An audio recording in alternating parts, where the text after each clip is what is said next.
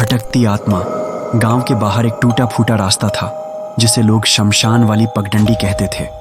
वहां रात को कोई नहीं जाता क्योंकि कहा जाता था कि उस जगह पर एक भटकती आत्मा घूमती है। रवि, जो शहर से नया नया आया था, इन बातों पर हंसता था।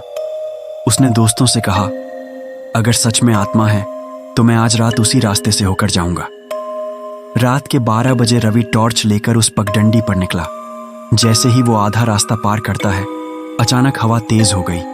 उसकी टॉर्च बार बार बुझने लगी। अचानक पीछे से पायल की छम छम की आवाज आई। रवि ने पीछे मुड़कर देखा, कोई नहीं था। लेकिन अब आगे रास्ते पर सफेद साड़ी पहनी एक औरत खड़ी थी। उसके बाल खुले थे और चेहरा ढका हुआ था। रवि ने हिम्मत करके चिल्लाया, कौन हो तुम? औरत ने धीरे धीरे चेहरा उठाया। उसकी आंखें गहरी काली थीं और मुंह से खून बह रहा था।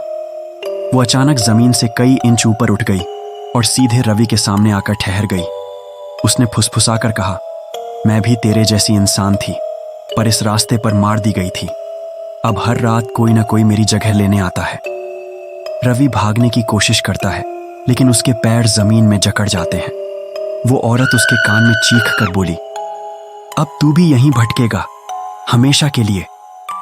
अगली सुबह गांव वाले देखते हैं कि रास्ते पर रवि की चप्पलें पड़ी हैं, लेकिन रवि कहीं नहीं। लोग कहते हैं, अब उस भटकती आत्मा के साथ एक और परछाई दिखती है जो हर रात किसी को आवाज देती है। अब सवाल ये है, क्या वो आत्मा सच में किसी को अपने साथ बांध लेती है, या ये सब सिर्फ एक डरावना भ्रम है?